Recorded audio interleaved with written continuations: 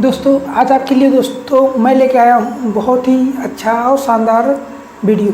दोस्तों आज का हमारा टॉपिक है आरआरबी एएलपी सीबीटी फर्स्ट में पूछे जाने वाले न्यूमेरिकल के बारे में। दोस्तों सबसे पहले हम सीखेंगे कि न्यूमेरिकल किस टाइप के हमारी परीक्षा में आते हैं। आप लोगों को दोस्तों साइड में मैं 15 से 16 क्वेश्चन लेके आया हूँ आज की डेट पे। कितना 15 से 16 न्यूमेरिकल लेके आए हैं जो हमारे किस पे साइंस पे आधारित है। आप लोग साइड में देख सकते हैं किस तरीके से क्वेश्चन पूछे गए हैं। तो दोस्तों आज की वीडियो सिर्फ साइंस न्यूमेरिकल के बारे में होने वाली है। तो दोस्तों वीडियो को लाइक कर दीजिए और दोस्तों के साथ शेयर करना बिल्कुल मत भूलिए। अगर वीडियो को अभी तक चैनल को सब्सक्राइब नहीं किया चैनल को सब्सक्राइब कर दीजिए इसी तरह के वीडियो एवं कंटेंट पाने के लिए। तो दोस्तों वीडियो को शुरू करते हैं और आज का पहला क्वेश्चन लेके आते हैं आप लोगों के सामने। दोस्तों मोबाइल के जरिए मैं आपको बताऊँगा। तो दोस्तों इसमें दिया है एक 100 ग्राम 100 kg द्रव्यमान की एक वस्तु के एक का वेग समान त्वरण से चलते हुए 6 सेकेंड में 5 मीटर प्रति सेकेंड से बढ़कर कितना 8 मीटर प्रति सेकेंड हो गया। तो कह रहा है उस पर लगने वाले बल का परिमाण ज्ञात कीजिए। तो दोस्तों सबसे पहले हम क्वेश्चन को देखेंगे। क्वेश्चन को देखने के बाद दोस्तों हम क्या उस क्वेश्चन में क्या क्या हमें वैल्यू दी है उस चीज़ को नोट डाउन करेंगे। तो दोस्तों वैल्यू हमारे पास क्या दी है, एम बराबर कितना दिया है दोस्तों 100 kg। कितना दिया है एम बराबर 100 kg और टाइम दिया दोस्तों कितना 6 सेकेंड है।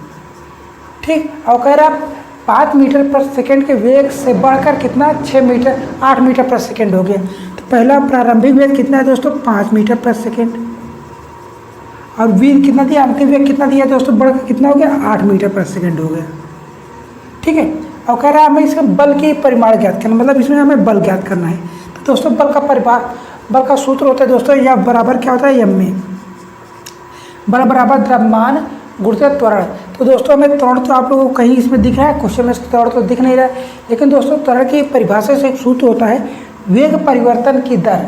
तो वेग परिवर्तन मतलब वेग यहाँ से यहाँ जा रहा है तो इसमें क्या हुआ परिवर्तन हुआ कितने सेकंड में हुआ 6 सेकंड में। तो ये हमारा क्या ए बराबर क्या हो गया v minus you by T. क्या बन गया v minus you by T. अब इसमें क्या ए का मान रख दीजिए थे एम ए बराबर क्या रख सकते हैं आप v minus you by T. ठीक है, अब एम का मान रख दीजिए एम बराबर कितना है 100 kg। v बराबर कितना दिया तो 8 से 5 हुआ कितना दोस्तों 8 मीटर प्रति सेकेंड से 5 हो गया। कितने सेकंड में हुआ दोस्तों यहाँ परिवर्तन हुआ 6 सेकंड में। ठीक, अब इसको सॉल्व करना है दोस्तों कितना आ गया 100 और इसमें 8 में से 5 गया 3/6 3 दूनी 6 ये काटा पीटी करेंगे दोस्तों कितना आ गया 50। तो यह बराबर वैल्यू कितनी निकल के यह बराबर कितना आ गया दोस्तों 50 न्यूटन। यह बराबर कितना निकल गया दोस्तों 50 न्यूटन। ऑप्शन में देखिए ऑप्शन नंबर ए जो है बिल्कुल सही है। आप लोग देख सकते हैं दोस्तों कितना क्वेश्चन इजी है और टफ भी है। जो नहीं पढ़ा है जो क्वेश्चन को नहीं लेवल देखा है उसके लिए तो टफ है, लेकिन आप लोगों को दोस्तों आप लोग पढ़ रहे हैं आप लोगों के लिए दोस्तों बहुत ईजी बन गया है।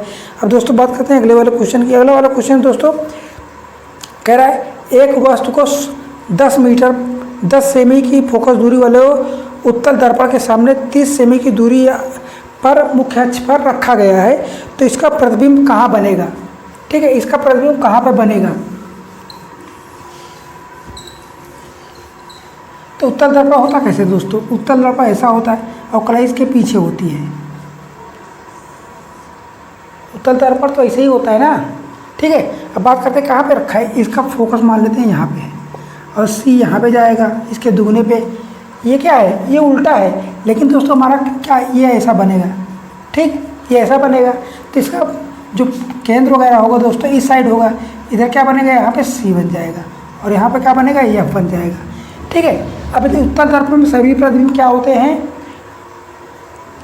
काल्पनिक होते हैं। उत्तल दर्पण के बनने वाले प्रतिबिंब काल्पनिक होते हैं और इसकी फोकस दूरी क्या होती है इस साइड के जितने बनेंगे दोस्तों सारे पॉजिटिव बनेंगे, लेकिन इस साइड के क्या बनेंगे नेगेटिव बनेंगे। अब इसमें कहा है 10 सेमी फोकस दूरी वाली, तो यहाँ से इसकी दूरी कितना दिया है दोस्तों 10 सेंटीमीटर। कितना ये प्लस में जाएगा। अब जो वस्तु वगैरह कहाँ पे रखते हैं दोस्तों, वस्तु वगैरह कहाँ पे रखते हैं वस्तु वगैरह के दोस्तों हम बाएँ साइड रखते हैं। हम दर्पण के सदैव बाएँ साइड रखते हैं। तो दर्पण वगैरह कितना क्या है 30 सेमी दूरी पे रखा गया है। मान लेते हैं दोस्तों 30 सेमी यहीं पे कहीं आएगा। ठीक, तो यहाँ पे हमने रख दिया 30 सेंटीमीटर। ठीक, अब कह रहा है इस साइड की दूसरी कितनी इस टाइप की जितनी डायमेंशन होगी दोस्तों कितने जाएगी नेगेटिव में जाएगी। कितना बन गया 30 सेमी। ठीक, ये हो गया। हमें क्या ज्ञात करना है, v ज्ञात करना है।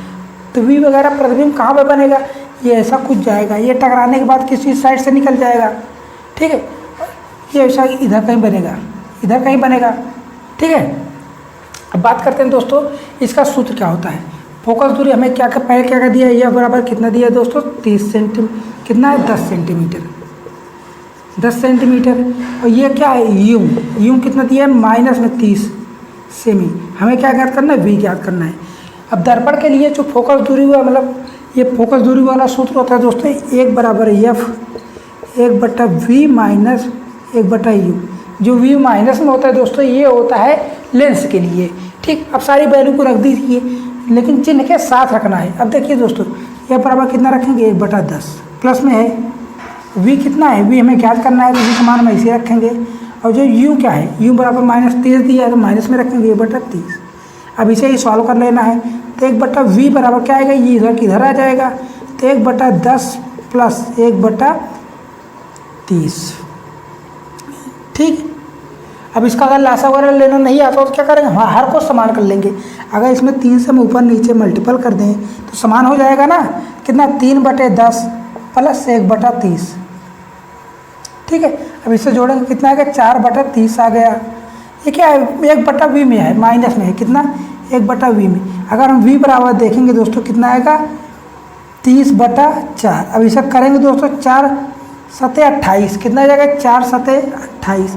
अब बचा कितना है, 2, मतलब दशमलव काटेंगे, 0 बन जाएगा, 4 पंचे 20, कितना है दोस्तों, 7.5 सेंटीमीटर।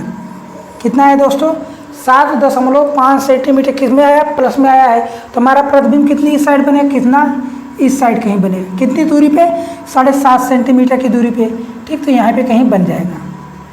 कहाँ पे बनेगा दोस्तों, यहाँ पे कुछ बनेगा, ठीक है। आप लोग को क्वेश्चन समझ में आ गया।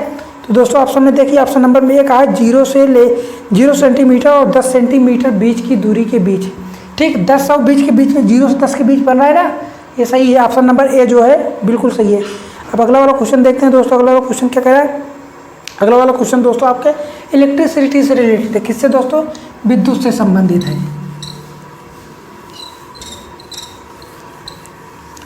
क्वेश्चन पढ़िए तब तक दोस्तों, तब तक मैं इसे इरेज कर लें।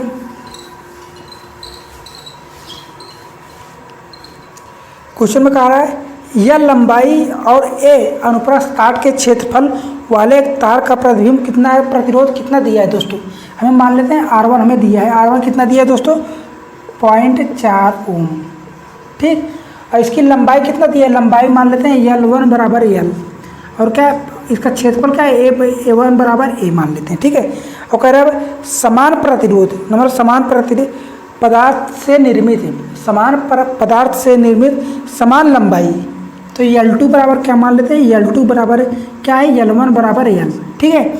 और कह रहा है, और इसका जो अनुप्रस्थ काट का क्षेत्रफल है A2 बराबर कितना दिया है दोस्तों, A2 बराबर किसके, इसके 4 गुने के है, 4A1 के बराबर है, ठीक। कह रहा है तो इसमें जो दूसरा वाला तार है उसका प्रतिरोध कितना होगा। अब देखिए कितना का है, कह रहा उसी तार से बना है, उसी तार से बना है, मतलब जो रो है ये क्या है, विशिष्ट प्रतिरोध, ये ρ1 बराबर ρ2 इक्वल टू रो आएगा, क्योंकि दोस्तों समान तार से बना है तो प्रतिरोध भी समान ही होगा। अब दोस्तों अब इसका देखिए, प्रतिरोधकता बराबर क्या होता है, रो बराबर होता है हमारे पास फार्मूला RA/L, इसे A1 A2 सब चीज़ ये कर देते हैं। अब कह रहे दोनों बराबर है, तो AB बराबर हो जाएगा, बराबर किसके जाएगा, R2A2/L2, ठीक है। ये दोनों बराबर है तो ये भी तो बराबर ही जाएगा। अब ये भी तो बराबर, अब यहाँ तक समझ में आ गया। अब देखिए कह रहा है L1 बराबर L2 बराबर L, तो ये भी कट जाएगा, ए से ए कट गया, बराबर समझ में आया, मतलब इसे L रखेंगे, ठीक है। और कह रहा है जो ई वाला क्षेत्रफल है इसके 4 गुने के बराबर है, ठीक। तो R1 इंटू A1/L रखेंगे, और इसे क्या रखेंगे, R2 पर, ये R1 बराबर कितना दिया है, R1 बराबर 4 ओम दिया है, मान रख दीजिए ना इसका, क्या 0.4 रखेंगे, 0.4 हो गया यहाँ पे। अब R2 हमें ज्ञात करना है, और A2 बराबर कितना दिया, कह रहा है 4 गुने के बराबर है, तो 4 रख देते हैं, 4A1, ठीक, /L। अब काट पीट दीजिए दोस्तों, कट जाएगा, इससे ये कट गया, A1 से A1 कट गया। अब कितना दिए, 4r2 बराबर कितना 0.4। अब इसे काटेंगे दोस्तों, कितना आया 0.1 आया। R2 बराबर कितना निकल के आया दोस्तों 0.1 ओम। R2 बराबर कितना निकल के आया दोस्तों 0.1 ओम। ठीक है, अब आपको लोगों दोस्तों क्वेश्चन कहाँ से बन रहा है, आप लोग समझ रहे हैं क्वेश्चन का लेवल कैसा है, क्वेश्चन का लेवल कैसा है आप लोगों को समझ में आ रहा होगा। ऑप्शन नंबर ए जो है बिल्कुल सही है। अगर क्वेश्चन समझ में आ रहा है तो वीडियो को लाइक एवं सब्सक्राइब कर दीजिएगा। अगला वाला क्वेश्चन है दोस्तों, ये भी पर लाइट से रिलेटेड है। जो अगला वाला क्वेश्चन था पीछे इसके, वो भी लाइट से रिलेटेड था। अब ये भी लाइट दोस्तों, अगला वाला क्वेश्चन दिया है हमारे पास, 10 सेमी व्यास का एक सिक्का है। कितना दोस्तों 10 सेमी व्यास का एक सिक्का है। यह फोकस दूरी वाले एक अवतल दर्पण के सामने ध्रुव से 3.5 फोकस दूरी पर रखा हुआ है।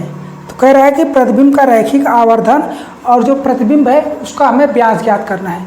ठीक, तो क्वेश्चन आपको कहीं पे दिख रहा होगा तो साइड में बना लेते हैं फोकस उत्तल दर्पण है। ठीक है, ये रहा उत्तल दर्पण। अब देखिए दोस्तों, ये दर्पण हमारा इस साइड है, तो मतलब इसकी फोकस दूरी और वक्रता केंद्र भी कुछ इस साइड बनेगा। तो इसकी वक्रता केंद्र यहाँ पे बनेगा C और F। यहाँ पे क्या होता है दोस्तों पोल होता है।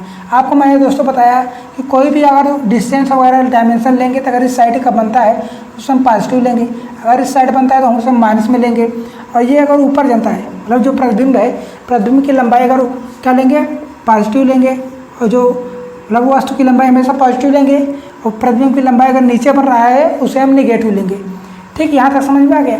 अब क्वेश्चन में दोस्तों दिया क्या क्या गया है, जो वस्तु है, वस्तु का व्यास, सिक्के का व्यास कितना दिया 10 सेंटीमीटर, और कह रहा है कि जो दूरी पर रखा गया है U बराबर किसके है, U बराबर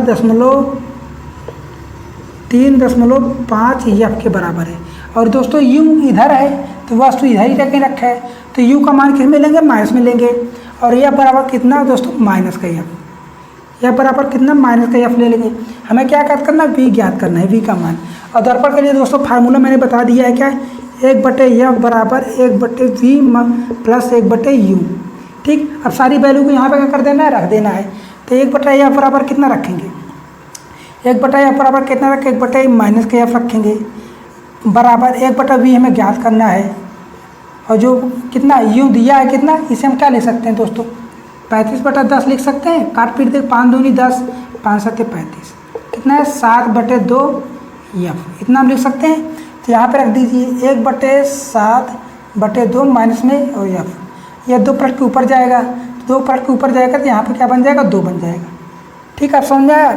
तो 1/V बराबर कितना लिखेंगे दोस्तों 1/F, माइनस है इधर जाएगा तो क्या बन जाएगा प्लस में बन जाएगा, कितना बनेगा 2/7 F। अब इसे सॉल्व कर लेना है, इधर का एलसीएम लेंगे, कितना नीचे 7 है, इसे भी हमें 7 बनाना हो, क्या करेंगे दोनों पक्षों में 7 से हम ऊपर नीचे क्या कर देंगे गुणा कर देंगे। कितना बन गया 1/V बराबर कितना आया माइनस का 7/7 F प्लस 2/7 F। अब दोनों बराबर है, हर समान है तो हम ऊपर का अंश और चिन्ह के साथ जोड़ घटा लेंगे।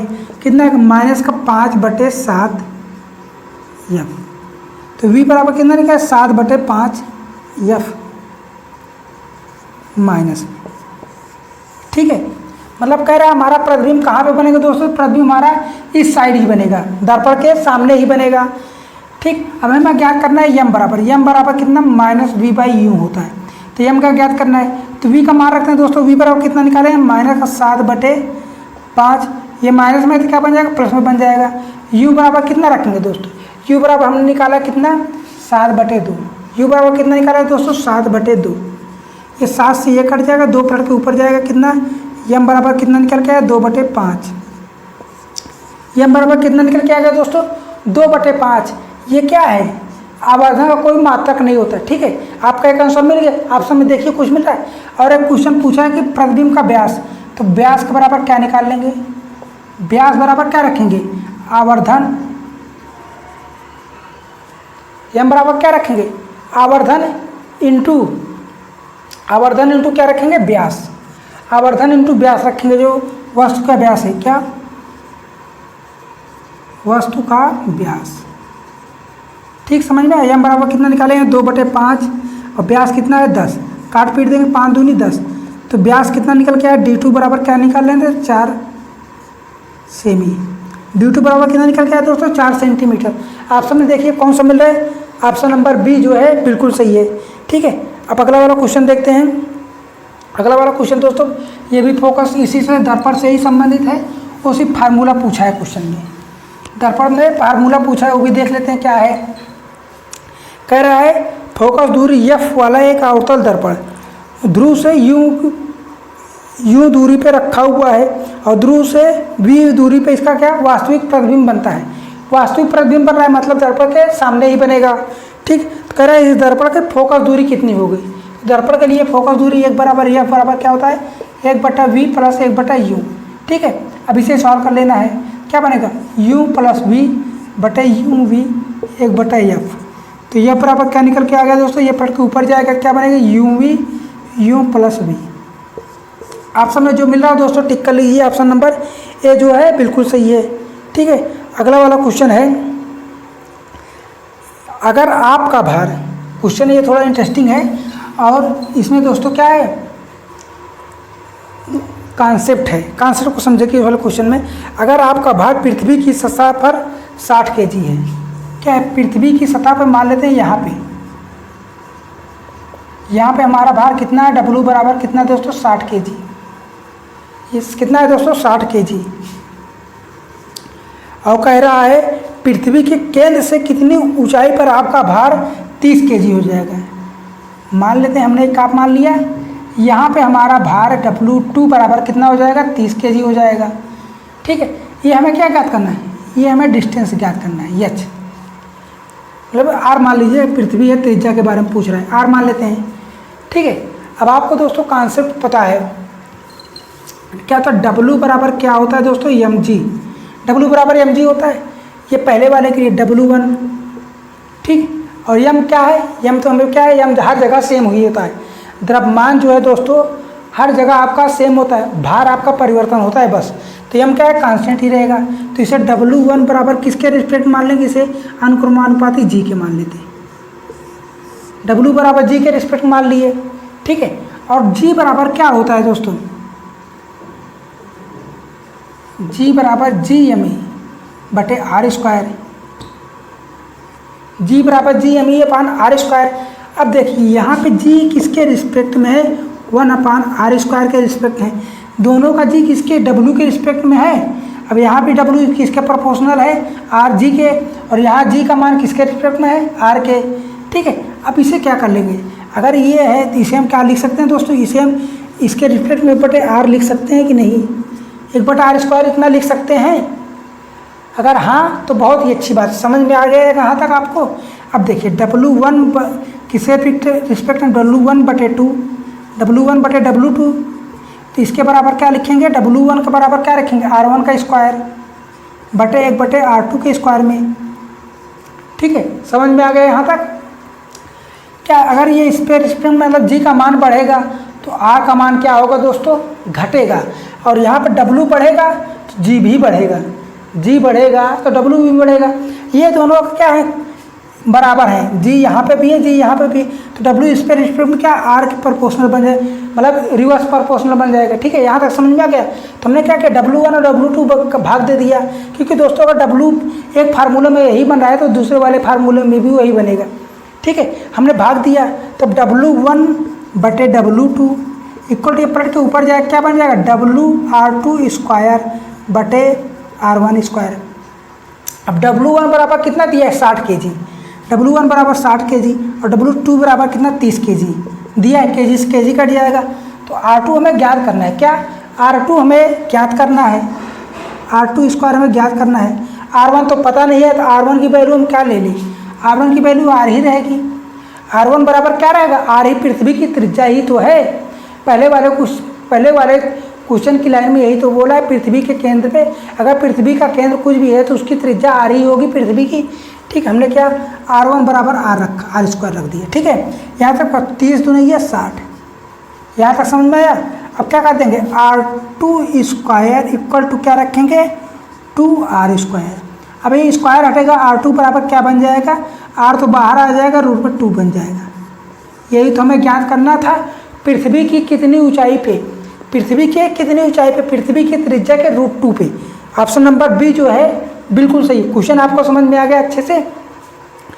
ठीक, मिलते हैं अगले वाले क्वेश्चन में। क्या है, कह रहा है एक पत्थर को क्या दे रहे हैं यहाँ पे दोस्तों,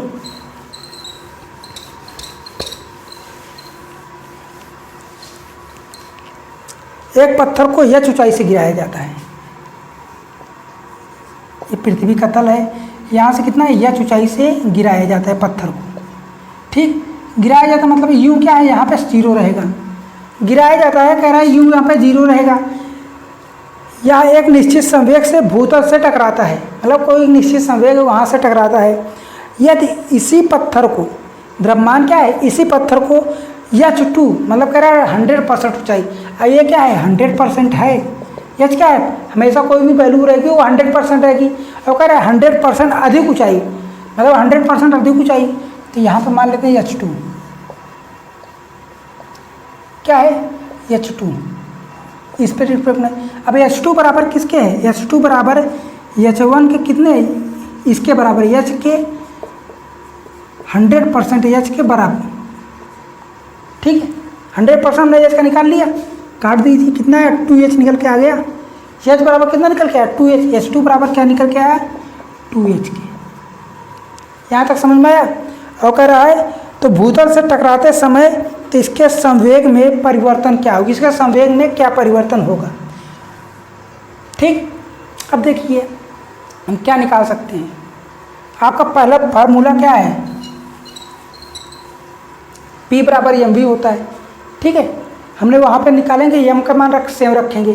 तो आप क्या रखिए, आप न्यूटन का दूसरा समीकरण रख दीजिए, नहीं ये वाला रखते हैं, तीसरा वाला v² बराबर क्या रखेंगे, u² प्लस 2gh ये रख दीजिए, क्योंकि दोस्तों हमें ये वैल्यू पता है, इसका मान 0 है। क्या है, u 0 है, तो u 0 है, तो v² बराबर क्या हो जाएगा 2 √ में 2gh। ये v का मान कितना लिखा गया है √2gh। फर्स्ट इक्वेशन हो गया, इक्वेशन नंबर फर्स्ट हो गया। ठीक, अब कह रहा है इसी के रिस्पेक्ट में ये वाला देखिए, इसी के रिस्पेक्ट में ये वाला देखिए इक्वेशन फर्स्ट। अभी h2 बराबर क्या रखेंगे, b बराबर यही फार्मूला रख दीजिए। अब कह रहा है टाइम क्या कह रहा है,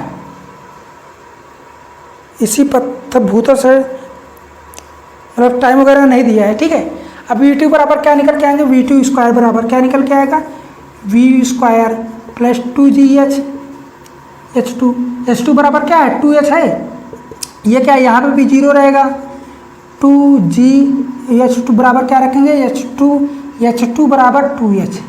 हमने भी निकाल के दिखाया था आपको दोस्तों, तो यहाँ पे रखेंगे 2h, कितना क्या है 2 दूनी 4 gh।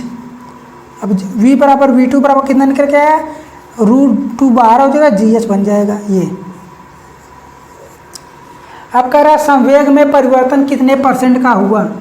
संवेग बराबर क्या होता है, p1 बराबर क्या होगा mv1, और p2 बराबर क्या हो जाएगा दोस्तों m2v2, और m1 बराबर कह रहा है वही पत्थर है, m1 बराबर m2 बराबर क्या रखेंगे m2 बराबर m1 बराबर m रखेंगे।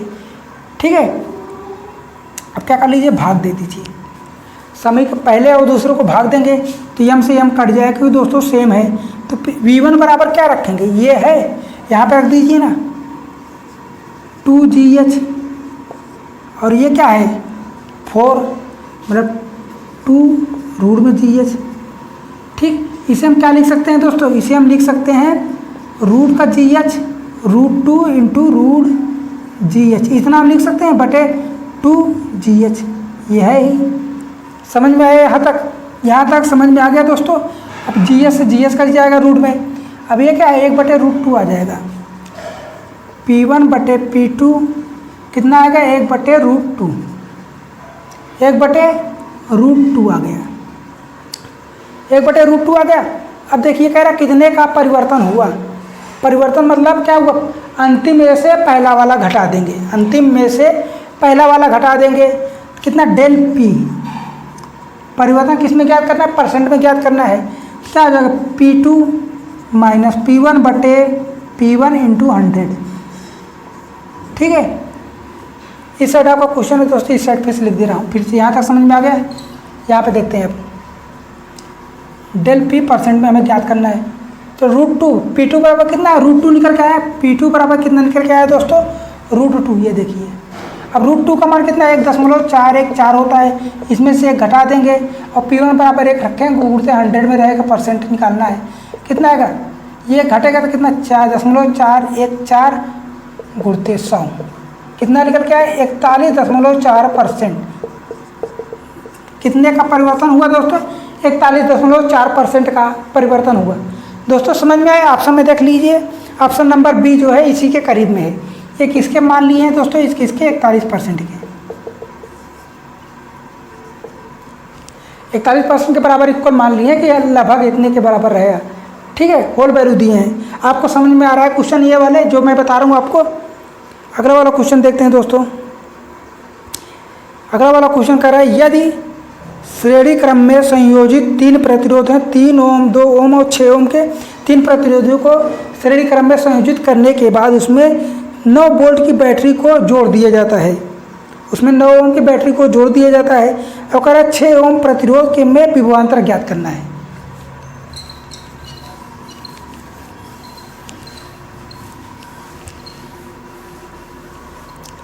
कितने दोनों श्रेणी क्रम में, तो श्रेणी क्रम में क्या होता है दोस्तों, हमने मान लिया ए बिंदु, यहाँ पे एक प्रतिरोध, फिर दूसरा प्रतिरोध, फिर तीसरा प्रतिरोध, यहाँ पे क्या है टर्मिनल बी।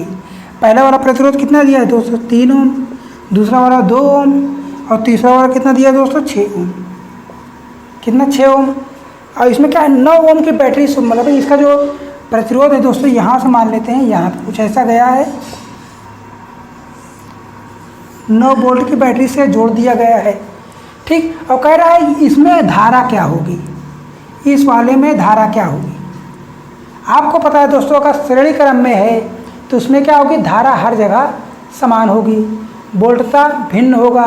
ठीक है, वोल्टता भिन्न होगी और समांतर क्रम में वोल्टता समान होती है और धारा भिन्न होती है।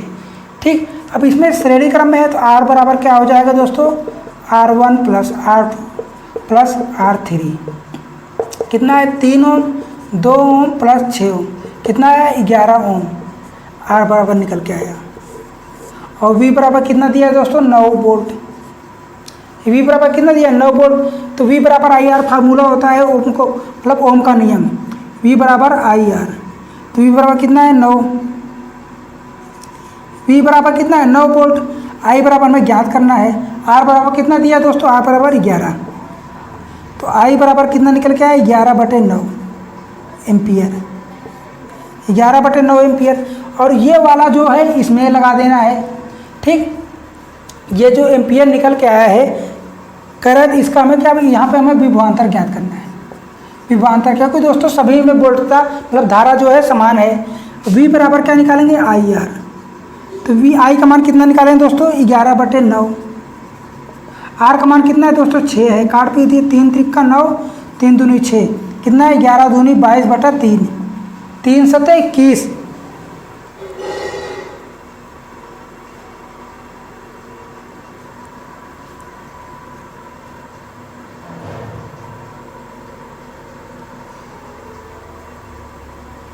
यहाँ पे R 9, I बराबर दोस्तों कितना है 9/11 आएगा।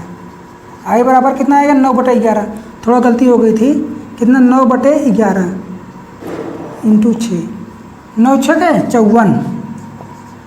54/11, काटा पीटी का दोस्तों कितना 11 × 4 = 44, 11 × 4 = 44, बचा कितना है 10, 10/11। तो किसके समथिंग में जाएगा दोस्तों 4 दशमलव करेंगे दोस्तों 9, 4.9 वोल्ट तक है। 4 दशमलव उसमें कितना वोल्टता बहेगी दोस्तों विभवांतर 4.9 वोल्ट। ठीक है, ऑप्शन में देखिए 4 या 5 के करीब में जो मिले, ऑप्शन नंबर बी जो है बिल्कुल सही है। अगला वाला क्वेश्चन देखते हैं दोस्तों। बहुत सारे क्वेश्चन हैं, लगता है आज नहीं हो पाएगा उतना।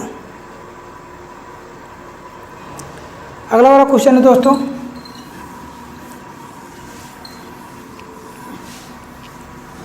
एक तो गांव में यार लाइट बहुत कटती है। अभी जैसे मैं क्लास स्टार्ट किया था कट गई थी लगभग आधे घंटे के लिए।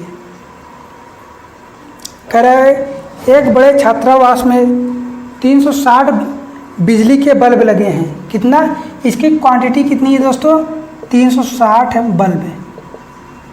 और प्रत्येक बल्ब का कितना पावर है दोस्तों, 60 कितना है, 50 वोल्ट, 50 वाट, 50 वाट है। और कह रहा है कितने, 6 घंटे, टाइम कितना रह रहा है दोस्तों, 6 घंटे। और कितने, 30 दिनों के लिए, डे बराबर कितना, 30 दिन के लिए। और 4 यूनिट की दर से आ रहा है, कितना, 40 यूनिट, रुपए प्रति यूनिट कितना आ रहा है दोस्तों, 40 पैसे, 40 पैसे। आपको दोस्तों जो यूनिट निकालने वाला फार्मूला था तो वाट गुणते घंटा गुणते दिन, यही होता है फार्मूला, बटे 100, कितना, 1000। वाट गुणे घंटा गुणे दिन बटे 1000। अब देखिए वाट कितना है, वाट क्या होती है, क्षमता होती है, क्षमता होती है। अगर 50 वाट के हैं, 360 बल्ब है, क्या होगा, इन दोनों का मल्टीपल हो जाएगा। ठीक है, कितना, 360 × 50, कितने घंटे चल रहे हैं दोस्तों, प्रतिदिन 6 घंटे चल रहे हैं। और कितने, 30 दिनों का निकालना है हमें, बटे 1000। ठीक, और ये जो पूरी क्या है, ये जितना आएगा दोस्तों, ये यूनिट की वैल्यू आ जाएगी। अगर यूनिट की वैल्यू में हम रेट से क्या करते हैं, मल्टीपल कर दें, तो पूरे महीने का बिल हमें पता चल जाएगा। तो पूरे महीने मतलब 40 पैसा है, तो पैसों को हम रुपये में बदल लेते हैं। यहाँ तक हो गया आपका। अब काट पीट दीजिए दोस्तों, कितना, 2 1 2, अब 2 जीरो से ये भी कट गया, कितना है, कुछ और कटेगा, 5 दूनी 10, ये आया, 2 से 2, ये भी गया, 3 दूनी 6, मतलब 36 × 36। अब 36 का कितना होता है दोस्तों, 36 का वर्ग होता है 1296। 36 का वर्ग कितना होता है दोस्तों, 1296। ये आपका कितना आएगा, इतना रुपये आएगा महीने का बिल। कितना आएगा दोस्तों, महीने का बिल 1296 रुपये आ जाएगा। ठीक है, अगला वाला क्वेश्चन है आपके पास,